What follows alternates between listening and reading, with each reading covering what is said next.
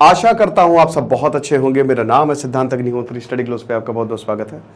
दो किताबें अगर आपको हमास को पूरी तरीके से समझना है, पॉलिटिकल थॉट और Hamas a beginners guide, Khalid अल रौब ने लिखी है।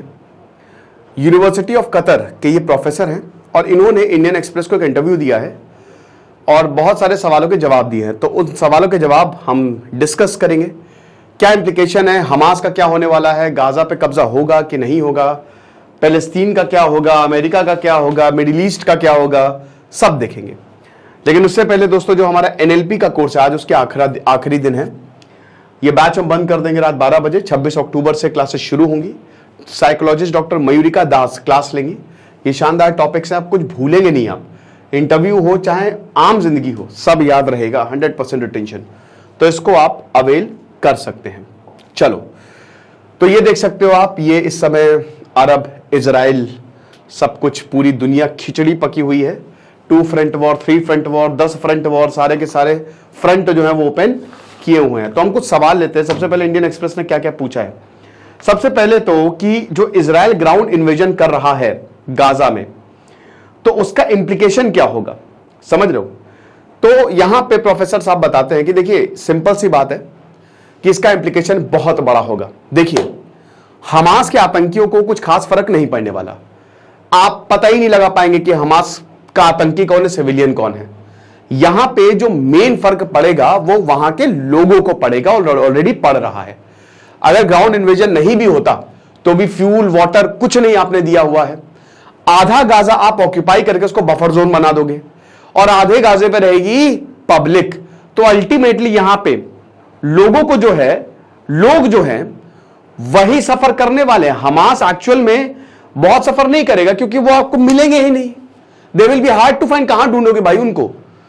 कौन सी गुट्टी तुम्हारे पास है, तुम अटैक तो रोक नहीं पाए, तो उसको कैसे ढूंढोगे। तो इसीलिए यहां पे जो इजराइल रिटेलिएशन करेगा उससे आम लोगों को दिक्कत होगी। हमास गाजा एक बहुत ही पतली स्ट्रिप है, ठीक है ना। तो ये चीज है।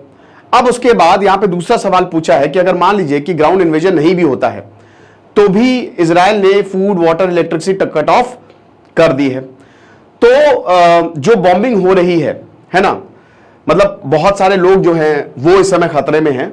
तो ये सिचुएशन कहां पे जाएगी, ठीक है। तो जैसा कि हमने बताया, पे फिर से बोल रहे हैं कि देखिए, इस समय जो इजरायलीज हैं वो चाह रहे हैं कि जो लोग हैं वो सिनाई डेजर्ट और इजिप्ट की तरफ चले जाएं। इजिप्ट ने पहले ही मना कर दिया कि हम भैया इतने लोगों को नहीं लेने वाले, क्योंकि एक तो हमारे लिए बहुत बड़ी क्राइसिस खड़ी हो जाएगी, लाखों लाखों लोगों की जिम्मेदारी हम पे आ जाएगी। तो इजिप्ट के लिए बहुत बड़ा राफा क्रॉसिंग है और वैसे भी बहुत सारे जो ट्रक्स हैं वो अटके हुए हैं, क्योंकि इस रफा क्रॉसिंग को खोलने के लिए हमको इजराइल की परमिशन लेनी पड़ेगी, ठीक है ना। तो इजिप्ट ने जो इजराइल का प्लान है वो एक तरीके से रिजेक्ट कर दिया है। तो यहां पे दिक्कत यह है कि इस समय हर कोई इजराइल का सपोर्ट कर रहा है, अमेरिका से लेकर वेस्ट तक। देखिए, वैसे तो मैं भी इजराइल के साथ हूं, बट मैं गाजा के लोगों के साथ भी हूं। हमास एक आतंकी ग्रुप है, याद रखिए। हमास को एलिमिनेट करना पड़ेगा, हमास को मिटाना पड़ेगा, जड़ से मिटाना पड़ेगा। क्योंकि यहां पे पूरा, अगर इतनी प्रॉब्लम है भाई, हमास करे सरेंडर, अपने लोगों का प्रतिनिधित्व करता, क्यों नहीं होस्टेज को छोड़ रहा है। तो सबसे यही है मेन जड़, यही तो प्रॉब्लम को बढ़ा रहे हो। और बढ़ा कौन रहा है भाई? छोड़ दो ना। अगर इतने बड़े तुम इस्लामिक रेजिस्टेंस मूवमेंट चला रहे हो, तुमको छोड़ना चाहिए लोगों को, लेकिन तुम नहीं करोगे ऐसा। तो प्रॉब्लम यहां पे कौन? जो आम नागरिक है वहां पे, क्योंकि भाई अभी 2300 से ज्यादा लोगों की जाने जा चुके अभी तक। बहुत बुरी हालत है गाजा में, लोगों के पास पानी नहीं है। यूनाइटेड नेशंस ने बोला 24 घंटे में सब खत्म। और पूरा यही बता रहे प्रोफेसर कि यहां पे यूरोप और हर कोई इजराइल का सपोर्ट कर रहा है, तो गाजा के लोगों का सपोर्ट, हालांकि ऐसा नहीं है पूरी तरीके से। क्योंकि अगर आप देखो तो जो बाइडन ने भी ये बोला है कि भैया देखो, अगर गाजा पे आपने पूरा कब्जा किया तो ये ग्रेव मिस्टेक होगी। अच्छा, इजराइल की डिफेंस फोर्सेस कह रही कि भाई हम कब्जा करने ही नहीं वाले, हमारा कोई मंशा ही नहीं है उस पर कब्जा करने की, लेकिन हां, हमास को तो हम मिटा देंगे। गाजा सिटी आपको पता ही कि नॉर्थ में इधर साइड है, तो नॉर्थ में गाजा सिटी है और वही सबसे बड़ा एरिया है, यहीं पे ही हमास रहते हैं। 23 लाख के करीब, छोटी सी जगह पे 23 लाख के करीब जो है वो लोग रहते हैं। अगला सवाल जो पूछा है कि हमास हेडलाइंस में हमेशा रहता है, भारत में भी काफी ज्यादा रहता है। इजराइल पे आर्म्ड अटैक इसने किया है, लेकिन एक रिलीजियस मूवमेंट है, ये एक पॉलिटिकल पार्टी है। बाकी हमास जो पैलेस्तीन्स हैं पैलेस्टीनियंस हैं उनकी एवरीडे लाइफ में क्या रोल प्ले करता है। तो यहां पे देखिए, आप प्रोफेसर बताते हैं और ये किताब में भी उन्होंने लिखा है कि देखिए, मुस्लिम ब्रदरहुड जब 1940 के दशक में आया तो मुस्लिम ब्रदरहुड और बाथ पार्टी, तो इन्होंने क्या किया, एकाएक क्रांति ले आई है। मुस्लिम ब्रदरहुड का ही एक फैक्शन है ये, ठीक है। मुस्लिम ब्रदरहुड क्रांति लाने के लिए आया था। अब मुस्लिम ब्रदरहुड शुरुआत में 1948 के बाद पीएलओ आ गया था, यासिर अराफात आ ही गए थे, बाकी अरब मुल्क भी थे, तो ये काम करते थे वहां पे लोगों के साथ मिलके, उनको सोशल पॉलिटिकल लेवल पे। बाद में वही लोग, जब पीएलओ कमजोर हुआ और जब पैलेस्तीन बना, यासिर अराफात जो है वो इजराइल की तरफ चले गए, तब यहां पे हमास का उदय होता है। और तब इन्होंने, मतलब एक तरीके से निकले तो उसी से ही है ना, वही लोग से ही तो हमास निकला है, समझ रहे हो। तो लोगों की सिंपैथी इसलिए है क्योंकि देखिए, गाजा पे पूरा ब्लॉकेट है, इनकी एक सोशल विंग है, इनकी एक चैरिटी विंग है, ये वहां पे यूनिवर्सिटी सब कुछ इन्होंने बनाया है, तो लोगों की तो सिंपैथी है, लोगों के लिए जो कर रहा है। तो लोग तो, हालांकि हर कोई नहीं सपोर्ट करता इनके हथकंडों को, मिलिट्री विंग को हर कोई नहीं सपोर्ट करता है, जो इनका आर्म्ड विंग है, मिलिट्री क्या आर्म्ड विंग, जो आतंकी विंग है, उसको कोई सपोर्ट, मतलब ऐसा भी नहीं, लेकिन कम लोग सपोर्ट करते हैं जो गाजा में रह रहे हैं, ठीक है। तो वो वहां पे ऐसा काम करते हैं, तो लोगों की सिंपैथी उनके साथ है। अब यहीं पे अगला सवाल आता है, भाई अगर लोगों की सिंपैथी उनके साथ है तो फिर लोगों को ही भुगतना पड़ेगा। लेकिन दूसरा सवाल ये आता है, अब वो गाजा के लोग करें क्या, क्योंकि यहां पे ब्लॉकेट लगाया हुआ है चारों तरफ से गाजा को बंद, इसीलिए तो उसको ओपन एयर प्रिजन बोला जाता है। तो ये चीजें, तो उनके लिए तो जो भी मदद करेगा वही भगवान है, ये चीज है, ठीक है। उसके बाद एक बहुत इंपॉर्टेंट सवाल पूछा है कि थ्योरीज हैं कि बेंजामिन नेतन्याहू ने हमास को स्ट्रेंथन होने दिया, ठीक है, पैलेस्टीनियन अथॉरिटी के नाम पे हमास को स्ट्रेंथन होने दिया, और एक बहुत बड़ा पॉलिटिकल रिफ्ट रहा है हमास और फतह के बीच में। क्या कोई नेगोशिएशंस नहीं है, आपका व्यू क्या है? देखो, बेंजामिन नेतन्याहू 2005 के बाद से लगातार सत्ता में रहे हैं, और इन्होंने भी बोला, प्रोफेसर बताते हैं कि डिवाइड एंड रूल पॉलिसी है, सिंपल। भाई जब 2005-6 में सिविल वॉर हुआ हमास और फतह के बीच में, तो फतह अलग हो गया, वेस्ट बैंक अलग हो गया, और हमास ने कब्जा जमा लिया गाजा पे। तो अब हमास लोगों का प्रतिनिधित्व करता है, ठीक है। तो अब यहां पे बेंजामिन नेतन्याहू की पॉलिटिक्स में तो बिल्कुल सूटेबल है। भाई देखो, मेरा तो यही कहना है, बेंजामिन नेतन्याहू, लोग बहुत गरिया रहे हैं, उनके लोग गरिया रहे हैं कि एक्चुअल में आपने क्या कर दिया, हमास को बहुत पहले ही खत्म हो जाना चाहिए था। इजराइल हमास को धीमे धीमे करके बहुत पहले से ही खत्म कर देता, लोगों को कॉन्फिडेंस में लेता, लोगों के लिए काम करता, खत्म हो जाता। लेकिन पॉलिटिक्स है बेटा सब कुछ। तो बेंजामिन नेतन्याहू ने ये बता रहे हैं कि हाँ, ये तो सही है कि भाई 2005 से लेकर 2023 17 सालों का जो पीरियड है ना, वो बहुत बड़ा है। और 17 सालों में भाई इजराइल की फोर्स है यार, वो एक साल में सब तहस नहस कर दे, 4 देशों को उसने 6 दिन में तहस नहस कर दिया। तो आप कैसे कह सकते हो कि हमास को वो भी इतनी छोटी सी स्ट्रिप में खत्म कर सकता था? लेकिन हाँ, डिवाइड एंड रूल ये बहुत समय से पॉलिसी रही है, बैलेंस ऑफ पावर है। वेस्ट बैंक और गाजा को दोनों ही अपनी पॉलिटिक्स के लिए यहाँ पे इस्तेमाल किया जाता है। एक का बैलेंस कब होता है, दूसरों को उठाया जाता है। तो ये बिल्कुल कहीं काफी हद तक सही भी है, ठीक है।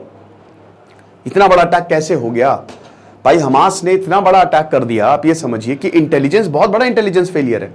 और ऐसा भी है ना कि 10-15 दिन पहले बताया गया था बेंजामिन नेतन्याहू को, लाइटली लिया उन्होंने। तो ये चीज है। अब फ्यूचर क्या है हमास के लिए? क्या इजराइल जो है वो कंप्लीटली इसको खत्म करेगा? देखिए, यहां पे बताते हैं कि थोड़ा मुश्किल होगा पूरी तरीके से हमास को खत्म करना, क्योंकि आप पहली बात तो इनके आतंकी कहां से आते नहीं पता, कोई और ग्रुप खड़ा हो जाएगा। भाई 23 लाख के लोग हैं गाजा में, तो अब बहुत सारे लोगों की सिंपैथी 80% अनएम्प्लॉयड है, वो आ जाएंगे, ज्वाइन कर लेंगे, आप नहीं समझ पाओगे, तो कोई और ग्रुप खड़ा हो जाएगा इनकी जगह। और अगर मिलिटरीली आप इनको खत्म कर दो तो उसके पॉलिटिकल कियोस बहुत ज्यादा होंगे। हिजबुल्लाह ने ऑलरेडी बोल दिया कि भैया हम तो सपोर्ट करेंगे ही करेंगे।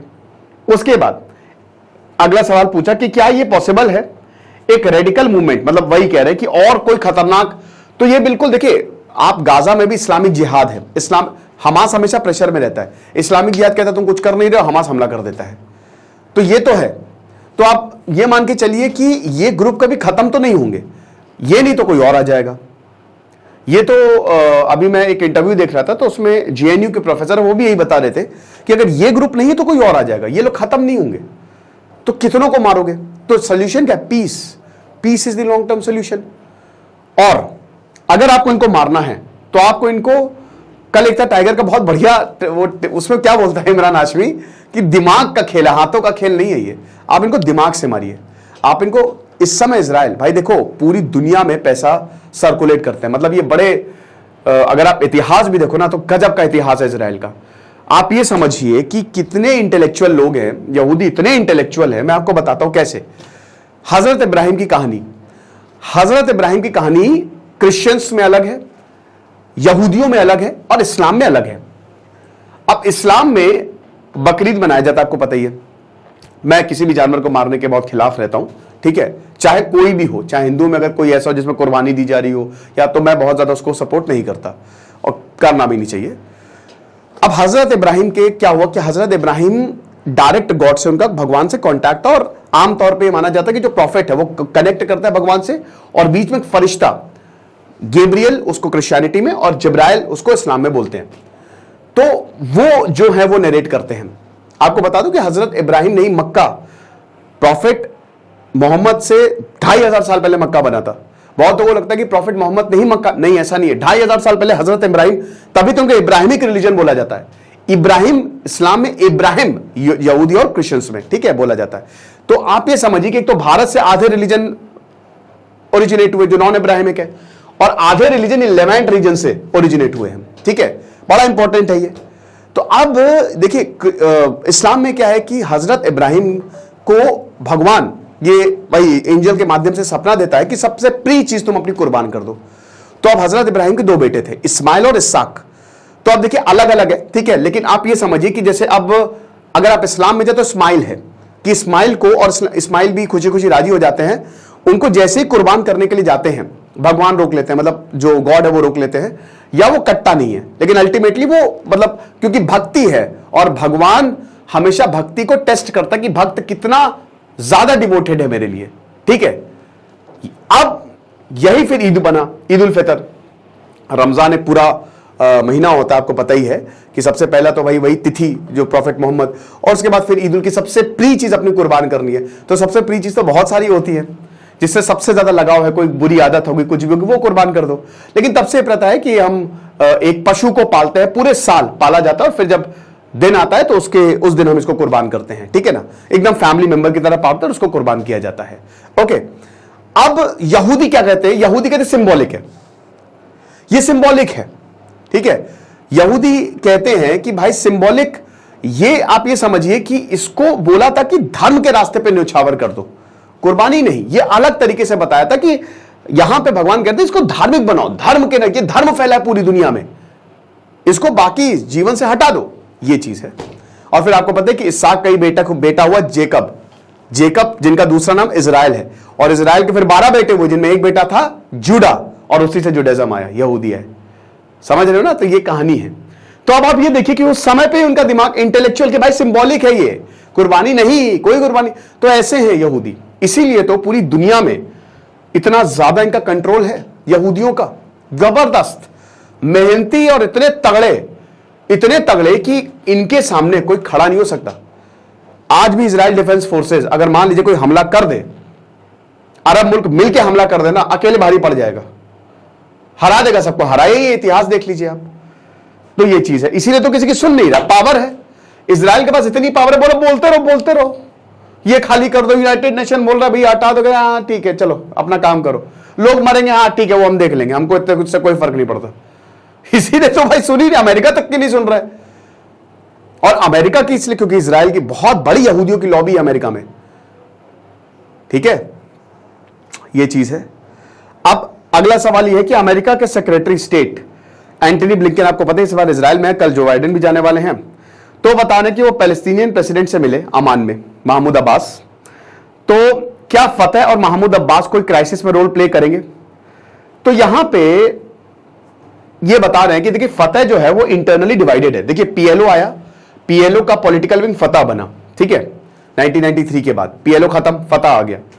तो फतह ही सही। अब तो जब 2004 में यासिर अराफात की डेथ हुई, उसके बाद महमूद अब्बास है, बट वो काफी वीक लीडर माने जाते हैं, ठीक है। तो एक तो यही है कि इंटरनली बहुत ज्यादा डिवाइडेड है, कोई कोऑर्डिनेशन इन दोनों में नहीं, और इंटेंस डिबेट है कि मतलब कौन महमूद अब्बास को अब कौन ज्यादा लीड करेगा। ओके, तो डेफिनेटली अब बात जो है वो जो फ्यूचर है पैलेस्टीनियन अथॉरिटी का वो डिसाइड करेंगे। लेकिन हमास से अगर रिलेशंस की बात करें तो कोई खास अच्छे हैं नहीं फतह के, और शॉर्ट टर्म की बात करें तो बहुत ही ज्यादा डिफिकल्ट होगा हमास रिप्लेस कर ले पैलेस्टीनियन अथॉरिटी का, क्योंकि जो बात होती है ना वो महमूद अब्बास से ही होती है। हमास प्रतिनिधित्व नहीं करता पैलेस्तीन का, ये हमको समझना पड़ेगा, ठीक है ना, ये चीज है। फिर उसके बाद ये पूछा है कि 7 अक्टूबर के इंप्लीकेशंस क्या होंगे। जो पीस प्रोसेस था इजराइल और अरब नेशंस में वो टल गया, खत्म हो गया, क्योंकि सऊदी अरब ने सीधा सीधा बोला है कि भाई हम तो पैलेस्तीन के साथ खड़े हुए हैं। लेकिन दोस्तों यहां पे हमास को कंडेम करना बहुत ज्यादा जरूरी है। मेरे ख्याल में अरब मुल्कों को साथ में आना चाहिए, बैठना चाहिए इजराइल के साथ। हमास अगर सरेंडर नहीं कर रहा है तो इजराइल को भी समझदारी बरतते हुए बोलना चाहिए कि हम लोगों को बिल्कुल परेशान नहीं करेंगे, लेकिन हमास को खत्म कर देंगे। और जितने अरब मुल्क हैं वो बोले कि हमास को खत्म करने में हम आपकी मदद करेंगे, प्रॉब्लम सॉल्व। लेकिन ऐसा होगा नहीं, क्योंकि सबके अपने अपने इंटरेस्ट है। तो अब देखेंगे, जो है सो है। फिलहाल ये लेक्चर था, और हमारा एनएलपी का जो कोर्स है आखिरी दिन है उसका, आप उसको जरूर अवेल करें। रात 12 बजे बैच हम बंद कर देंगे। Thank you so much.